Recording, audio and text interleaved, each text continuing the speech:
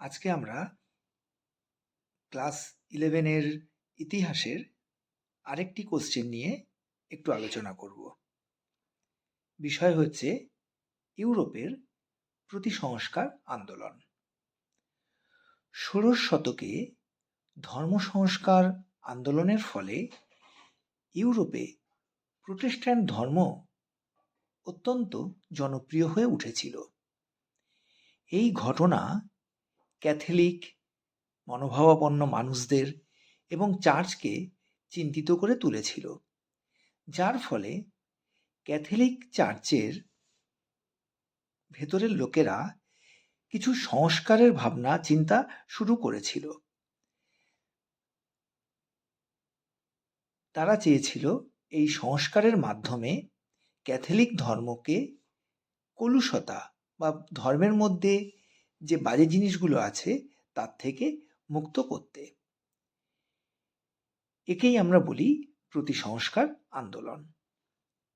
এবার আমরা জানব প্রতিসংস্কার আন্দোলনের প্রেক্ষাপট কি। প্রথমেই হচ্ছে প্রোটেস্ট্যান্টদের বিভাজন।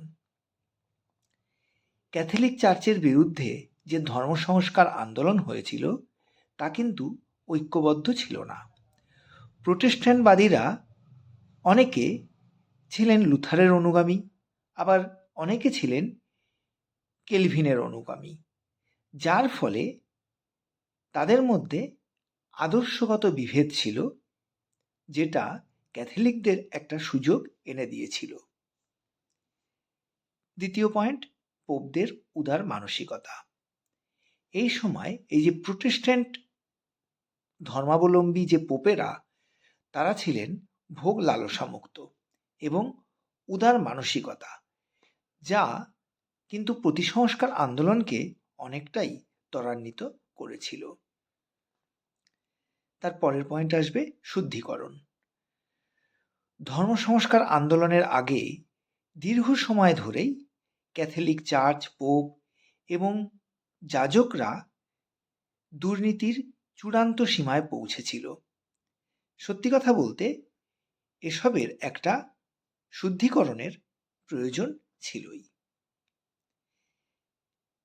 এবার আমাদের জানতে হবে এই প্রতিসংস্কার আন্দোলনের ফলাফল কি। প্রথম পয়েন্ট হতে পারে প্রোটেস্ট্যান্ট ধর্মের প্রসার রোধ। আমরা জানি প্রোটেস্ট্যান্ট ধর্মের প্রসার রোধ করবার জন্যেই এই প্রতিসংস্কার আন্দোলন হয়েছিল ক্যাথলিক চার্চের উৎসাহে। ভারত, চীন, স্পেন, ফ্রান্স, পূর্ব ইউরোপের বিভিন্ন দেশে প্রতিসংস্কার আন্দোলন শুরু হলে প্রোটেস্ট্যান্ট ধর্মের প্রসার কিন্তু অনেকটা রোধ হয়ে গেছিল। জেসুইটদের উত্থান, দ্বিতীয় পয়েন্ট। প্রতিসংস্কার আন্দোলনের ফলেই জেসুইটদের উত্থান ঘটেছিল। ক্যাথলিক এবং প্রোটেস্ট্যান্টদের সংঘর্ষ, তৃতীয় পয়েন্ট। প্রতিসংস্কার আন্দোলনের ফলে প্রোটেস্ট্যান্ট এবং ক্যাথলিকদের মধ্যে যে বিরোধ, সেই বিরোধ চরম পর্যায়ে পৌঁছায়। বহু জায়গায় ক্যাথলিক এবং প্রোটেস্ট্যান্টদের মধ্যে সংঘর্ষ বাধে এবং বহু সাধারণ মানুষের মৃত্যু হয়। এবার আমরা আসছি মূল্যায়ন। প্রতিসংস্কার আন্দোলনের মধ্য দিয়ে খ্রিস্ট ধর্মের অনেক কলুষতা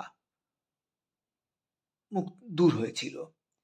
চার্চ ও পোপ তাদের অনেক ত্রুটি বিচ্যুতি সংশোধন করে নিতে পেরেছিল এবং এর ফলে ইউরোপে খ্রিস্ট ধর্ম এক নতুন পথে অগ্রসর হয়েছিল।